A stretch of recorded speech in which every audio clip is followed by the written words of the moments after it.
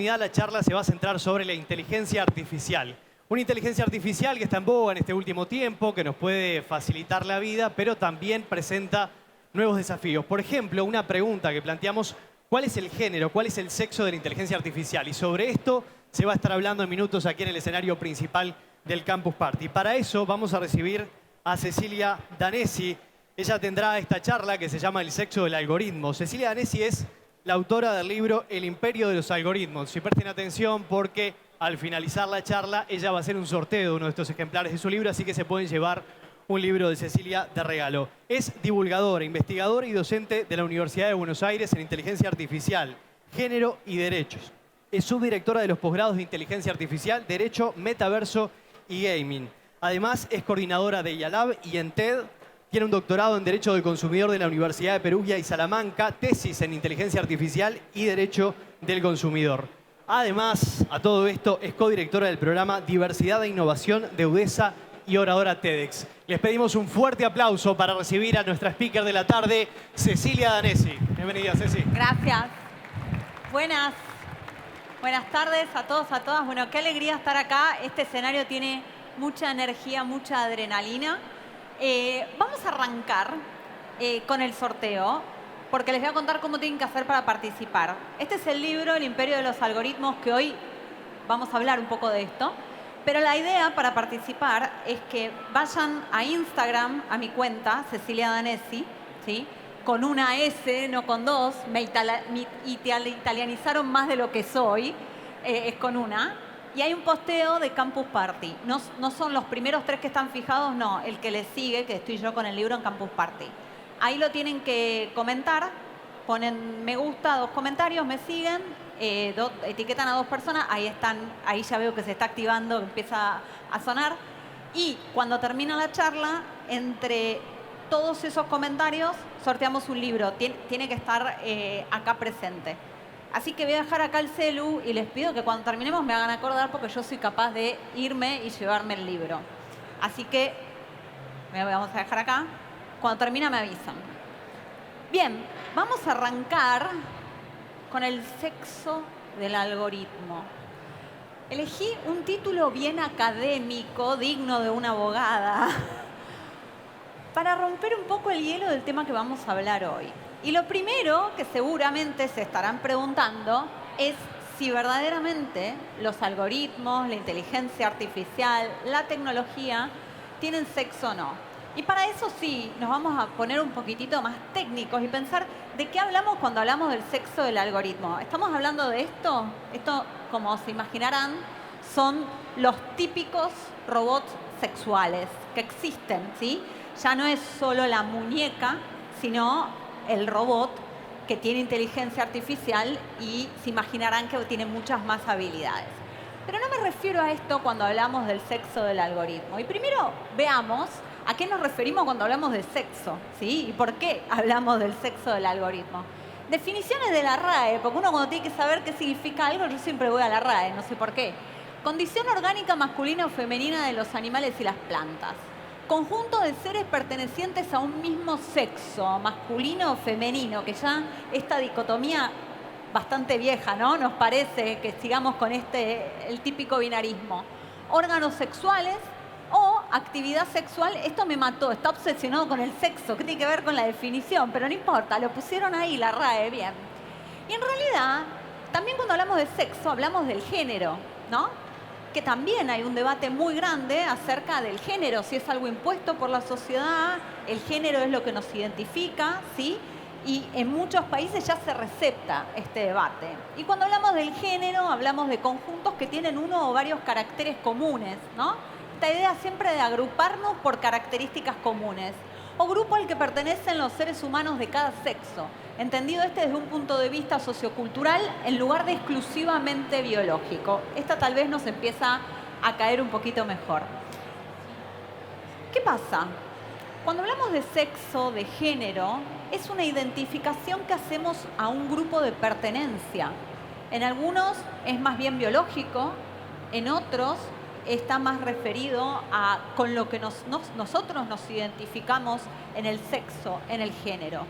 Pero lo que nos tiene que importar a nosotros hoy es si la inteligencia artificial, los algoritmos, la tecnología son neutrales o no.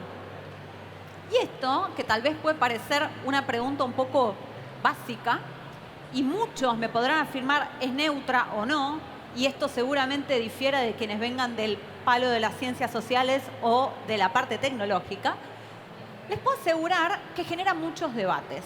Y para ir resolviendo esta duda, esta pregunta de si es neutral la inteligencia artificial o no, y si tiene sexo o no, vamos a ver que está todo relacionado, vamos a dividir entre lo que es la inteligencia artificial visible y la invisible. Y con esto la vamos a ir desnudando, ya que estamos hablando de sexo, para ver si efectivamente tiene un sexo, un género, o es neutral o no. Entonces, cuando les digo la visible, es decir, la tangible, la que podemos tocar, volvemos a estos robots. ¿Y estos robots son neutrales? ¿Tienen algún peligro o no? Y acá ya tenemos un panic attack, que es del orgasmo al asesinato, cómo los robots sexuales pueden matar a sus dueños. La peor de esa película de terror, que los amantes uno mata al otro, bueno, ahora con los robots. En realidad esto se debe a que los robots, todos, y los sistemas de inteligencia artificial, todos están abiertos a hackeos, ¿sí? ¿Por qué? Porque por default, por definición, las tecnologías emergentes tienen que estar abiertas, porque reciben datos, porque reciben actualizaciones, y ese es el motor que las alimenta. Entonces acá ya vemos que encontramos una especie de peligro en esta tecnología, aparentemente neutral o no. Hay otros peligros visibles de la inteligencia artificial. Y este creo que es el más claro, pero el que lamentablemente poco se habla, que son las armas autónomas, ¿sí? Y esto es, acá veníamos con el sexo allá arriba y la bajamos mal, pero bueno, es la vida misma y hay que hablar de todo. Y esto es una realidad, como les decía, de la que poco se habla. De hecho, los organismos internacionales y todos los que están empezando a abordar el tema de la inteligencia artificial, la ética, la regulación, los principios, todos, voy con una frase académico argentina, tiran boludos, como se dice, y nadie habla de las armas autónomas, ¿sí? Esto tiene un peligro muy grande, porque son armas que están entrenadas para matar y para causar daño, ¿sí? Entonces acá vemos un peligro visible, patente, y verdaderamente muy peligroso. Pero hay otro peligro que se convierte en tangible también, que es el debate acerca de los puestos de trabajo. Que esto habrán escuchado, y es más, cuando empecé a investigar sobre inteligencia artificial era de los primeros debates. ¿Nos va a dejar sin empleo? Y sí, sí. Pero esto pasó en todas las revoluciones industriales. Nosotros lo que tenemos que tratar de hacer es cómo nos adaptamos a esta nueva realidad, ¿sí? Y para eso tenemos muchos desafíos. Entre ellos, aprender y adquirir las nuevas habilidades del futuro. Y en parte están acá, este es un informe del World Economic Forum, que justamente lo que dice es, sí, la inteligencia artificial va a reemplazar un montón de puestos de trabajo, pero van a ser más los que va a crear que los que va a reemplazar. Entonces, ¿cuál es nuestro desafío? Justamente tener esas habilidades para poder ocupar esos nuevos puestos de trabajo. Un desafío que no solo va desde lo particular, sino también desde lo general, del Estado y de las instituciones que tienen que crear y motivar y concientizar a las personas para que tengan esta preparación. Entonces, hasta ahí leía los peligros visibles, los más tangibles. Pero vamos a pasar a lo que es la inteligencia artificial invisible, la intangible, la que no podemos ver, la que no podemos tocar, con la que no podemos tener sexo. Justamente, ¿por qué? Porque, y acá una comparación con lo que pasó con el COVID. ¿Por qué nos costaba tanto cuidarnos en el COVID? Justamente porque los virus no los vemos, no los tocamos. Entonces es muy difícil cuidarse de algo que uno no puede ver ni tocar. Obviamente las consecuencias las experimentábamos, pero eso cuando nos dábamos cuenta ya era tarde. Entonces vamos a pasar a la IA invisible, que tiene y encarna peligros tan grandes como los que veíamos recién de la inteligencia artificial visible o tangible. Y vamos con un popurrí de presente, pasado, presente y futuro. ¿Se acordarán? Esto pasó hace muchos años, que Facebook, a través de un experimentito así como para, no tenía nada que hacer, dijo, vamos a probar esto, puso mensajes a determinados grupos de control, se llaman como muestras para hacer experimentos, y gracias a esos distintos mensajes que mandó, terminó movilizando a 340.000 personas a votar. Entonces, IA invisible, porque son los algoritmos que están en las redes sociales, tienen el poder, de alguna manera, de decidir, influenciar una elección política. Y con no nos quedan dudas. Habrán escuchado el caso Cambridge Analytica o habrán visto el documental en Netflix y si no lo vieron, nada es privado, se los recomiendo porque es excelente. Justamente acá nos muestra dos peligros. Por un lado, el valor que tiene un simple me gusta en una red social. Y de ahí viene el valor que tienen nuestros datos, ¿sí? Un dato tan simple, tan sencillo, tan inofensivo como un me gusta, fue lo que permitió que luego se puedan manipular las elecciones de un país. Y en segundo lugar, el poder que tiene la inteligencia artificial en la vida de las personas, que no tiene un alcance meramente individual, mi me gusta, mi algoritmo, lo que yo compro, sino colectivo, porque logró manipular las elecciones políticas de varios países. En este sentido, les recomiendo un libro que se llama Privacy is Power, de Carissa Bellis, que es una mexicana, profesora de Oxford, que casi me muero de un infarto, que en este libro se ve cuál es el verdadero poder que tiene la privacidad y qué es lo que pasa con nuestros datos. Pero sigamos con estos ejemplos de inteligencia artificial invisible y el poder que tiene. Estos son experimentos, papers científicos, que comprueban el poder que tiene la inteligencia artificial para manipular el comportamiento y las decisiones humanas, que con los ejemplos de Cambridge Analytica y de Facebook quedó sumamente claro y probado este rol que tiene la inteligencia artificial. Seguimos, habrán visto también otro caso, Coded Bias, otro documental, que este es el caso de Joy, que es una investigadora del MIT, quien colocaba su rostro frente a un algoritmo con reconocimiento facial y su rostro no era reconocido. ¿Y esto por qué? Porque era afroamericana. Y acá viene de nuevo nuestra pregunta, ¿es neutral la tecnología? ¿Por qué a una persona con rostro blanco el sistema la reconoce y a una persona afroamericana no? Y esto, que es un caso que se hizo famoso, que luego ella es una activista, se hizo un documental, sigue pasando en la actualidad con todos los sistemas de reconocimiento facial que se utilizan en la vía pública. Yo soy argentina, en la Ciudad Autónoma de Buenos Aires y en muchos países del mundo, ni hablar que se van a China, todo está gobernado y fiscalizado por estos algoritmos de reconocimiento facial. ¿Qué es lo que nos interesa acá? Que estos algoritmos con reconocimiento facial, ¿saben lo que recolectan? Sus datos biométricos.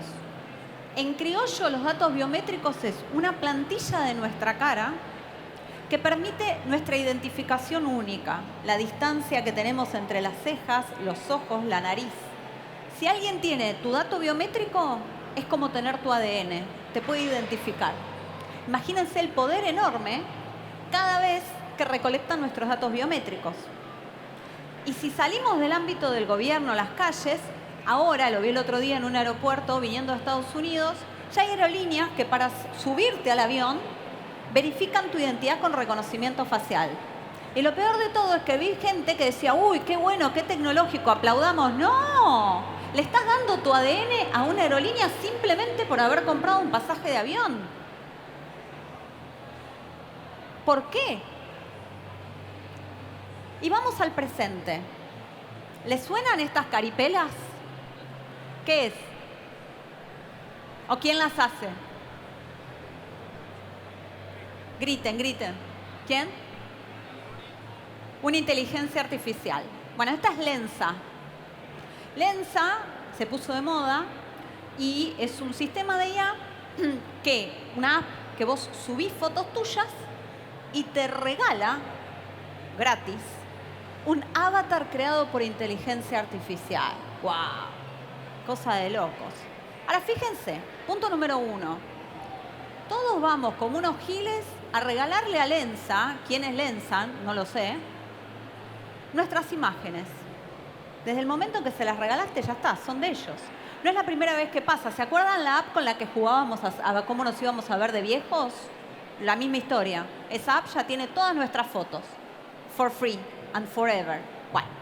Pero fíjense una segunda cosa que no sé qué me preocupa más. Si la privacidad, los datos personales que leímos o lo que viene ahora. ¿No ven algo común en todos estos rostros? Datos. ¿Y qué más? Son todos iguales. Blancos, además, muy bien, excelente. Todos tienen la misma forma, los ojos rasgados, la nariz de cirujano plástico, la boca rellena. Estos sistemas a los cuales nosotros accedimos gratuitamente y luego encima les hacemos publicidad porque los subimos a nuestras redes sociales, lo que hacen es reforzar lo que se llaman estereotipos de género. Masculino, femenino, trans, del que más se les ocurra. Porque subas el rostro que subas, todos van a tener los comunes denominadores que vemos acá. Todos vamos a ser iguales. Imagínense un niño, una niña, un adolescente que está formando su personalidad y que, como bien saben ellos, principalmente consumen lo que pasa en las redes sociales. Porque nosotros, yo al menos tengo 36 años y nací en el mundo analógico y me moví al digital. Entonces tengo cierta distancia de estas cosas. Pero los chicos nacieron en el digital y vivieron exclusivamente en el digital durante la pandemia. ¿Qué pasa con esos chicos que lo único que consumen son estos rostros y que creen que todos tenemos que ser así? ¿Y qué pasa si vamos a TikTok, que es la red social de ellos, donde el nuevo filtro de belleza que todos aplaudimos, justamente lo que consigue es esto? Que todos tengamos los mismos rostros, pero ahora sí, sin darnos cuenta. Peor, peor, peor. Nos tenemos que dar cuenta que lo que estamos viendo ahí no es la realidad. Porque después, cuando nosotros nos sacamos una imagen, cuando conocemos a otra persona, cuando salimos al mundo real, nos damos cuenta que esto no es la realidad. Eso nos frustra. Y después estamos permanentemente buscando cumplir con estos estereotipos que nos imponen permanentemente. Y seguimos en el presente. Y este es el fetiche, ChatGPT, que seguramente habrán hablado. Hay una cosa que a ChatGPT verdaderamente le tengo que agradecer, que es que le dio popularidad a la inteligencia artificial, ¿sí? Antes, cuando yo hablaba de estas cosas, me solían decir, no, eso en Argentina no va a llegar, yo nunca uso un algoritmo. Ahora, por lo menos, se hizo popular. Pero, ¿qué pasa? Estos chatbots también reproducen esos estereotipos de género que les comentaba recién. Esta es una investigación que se hizo, pero hay muchas que comprueban que esas respuestas que dan, ¿sí?, refuerzan estos estereotipos de género que hablábamos recién. Y acá pasa lo mismo. También, cuando nosotros entramos y jugamos con ChatGPT a ver si es inteligente, más burro que yo o qué, también le estamos dando datos e información.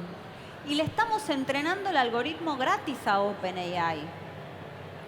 Con esto no estoy diciendo que no lo hagan.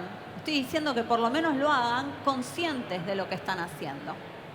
Y vamos al futuro. ¿Cuál es el límite? ¿Cuál es el límite de los humanos y la tecnología? ¿Hasta dónde queremos que lleguen? Y habrán escuchado Neil Harbinson y los cyborgs. Neil se hizo muy famoso porque fue el primer cyborg, dicen, reconocido por un gobierno. ¿Por qué? Porque cuando él fue a renovar su pasaporte, el Reino Unido le dijo, señor, se tiene que sacar la antena. Él dijo, no me la puedo sacar, está incrustada en mi cráneo. Luego de un ida y vuelta, consiguió que en la foto del pasaporte salga con la antena. Entonces, se dice que es el primer cyborg. ¿Cuál es es el límite? Y acá tenemos un ejemplo que pasó desapercibido, pero esto marca un antes y un después. CRISPR, la tecnología que se descubrió el año pasado para editar el genoma humano, permite justamente editar el genoma humano, modificar a las personas. ¿Y cuál es el límite entre la fusión de las personas con la tecnología? Y encima tenemos esta tecnología que en muchos casos no sabemos cómo funciona. Y les vuelvo a preguntar si es neutral o no. Para poner un freno a todo esto existen los neuroderechos. ¿Los escucharon alguna vez, al menos así hablar? Bueno, Chile es pionero en el mundo en la regulación de los neuroderechos. ¿Qué es lo que proponen los neuroderechos? Poner un límite entre la injerencia de la tecnología en el cerebro de las personas. Pero acá no tienen que pensar en el cerebro y el monito que puso Elon Musk con los chips. Porque de esos peligros es de los primeros que nos vamos a cuidar, porque es de nuevo la tecnología visible, tangible, que yo veo cuando me van a poner el chip. El problema es la tecnología invisible, como los algoritmos que les mostraba recién, que logran manipular una elección, reforzar un estereotipo de género, discriminar a un grupo de personas sin que siquiera nos demos cuenta. Seguimos en el futuro. ¿Qué va a pasar con todo esto en el metaverso? Miren, yo hasta ahora les hablé de una sola tecnología, la inteligencia artificial. No es una tecnología más, no es una cualquiera y no es porque yo haya elegido especializarme en esa. Para mí es la más revolucionaria de todas. Pero justamente ahora vamos camino a escenarios donde van a confluir todas estas tecnologías emergentes. La inteligencia artificial, blockchain, realidad virtual y aumentada, 5G. ¿Qué va a pasar con el impacto social de estos nuevos escenarios virtuales inmersivos que si todavía no podemos manejar o entender el impacto social que tiene una sola tecnología? Y sin llegar al metaverso, también hay otras apuestas, otras empresas que apuestan por algo que parece más light, las gafas con realidad virtual aumentada. ¿Esto qué significa? Que ya no va a alcanzar con nuestro celular y lo que hacemos permanentemente en el celular, sino que ahora vamos a ver a través de los vidrios que ellos nos dan. Vamos a estar viendo predicciones con inteligencia artificial y toda la realidad del mundo con las propuestas, las predicciones y los deseos que esa empresa, sea Apple, sea la que fuera, nos quiere dar. Si antes ya con un celular desde la mano permanentemente le dábamos nuestra información y nuestros datos, ¿qué va a pasar con estas gafas que van a leer nuestro iris? La singularidad está cerca, dice Ray Kurzweil, uno de los padres de la inteligencia artificial, y para ir cerrando, el que dice, llegará un momento, no muy lejano, pues la singularidad está cerca, en el que las máquinas superarán en habilidades y capacidades a los humanos. ¿Qué va a pasar cuando pase esto? Con toda esta tecnología que está invadiendo nuestra vida. Con esto no quiero bajo ningún punto de vista demonizar a la tecnología. El problema no es la tecnología. El problema es cómo nosotros decidimos y queremos utilizarla. Entonces, nuevamente, la pregunta si la tecnología es neutral o no, la inteligencia artificial es neutral o no, el algoritmo tiene sexo o no. ¿Ustedes qué creen? ¿Ven? Después de la charla, la pregunta todavía sigue generando dudas. La tecnología no es neutral, pero no porque la tecnología tenga problemas con los afroamericanos, con las mujeres, porque le guste discriminar. Simplemente no es neutral porque la creamos nosotras, las personas, los humanos, e impregnamos nuestros sesgos, nuestros valores sociales en la tecnología. Entonces, por eso, no se trata de demonizar la tecnología ni de prohibirla porque sí, sino simplemente de decidir cómo la queremos utilizar y cuáles sean las reglas del juego de esta tecnología que trae muchísimo progreso social, pero muchísimo, y también es una buena herramienta para la inclusión. Pero si no ponemos un freno y la empezamos a utilizar éticamente, hasta dónde vamos a llegar. Muchas gracias.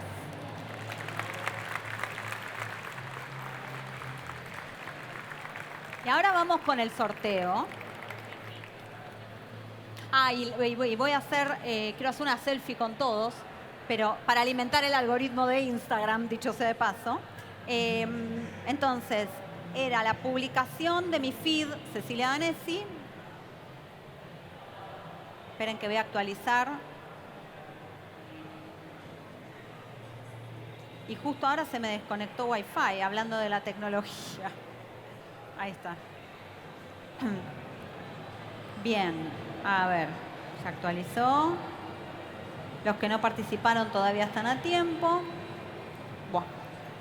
A ver, agarro un comentario random.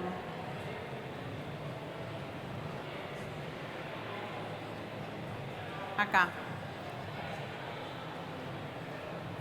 Acá este me gustó porque puso disfrutando del Campus Party. Javier Farías Uy. Ahí está, muy bien. Un aplauso para el ganador del Imperio de los Algoritmos. Vení, Javier, ¿no? Dije bien, sí. Y ahora viene Javier y los invito a hacemos una selfie para que quede un recuerdo de esta tarde. Y para quienes quieran libros, voy a tener algunos ahí, traje unos poquitos para vender. Así que los invito a que levanten la mano los que están acá y ahí va la foto. Muy bien. Gracias y nos vemos la próxima. Gracias.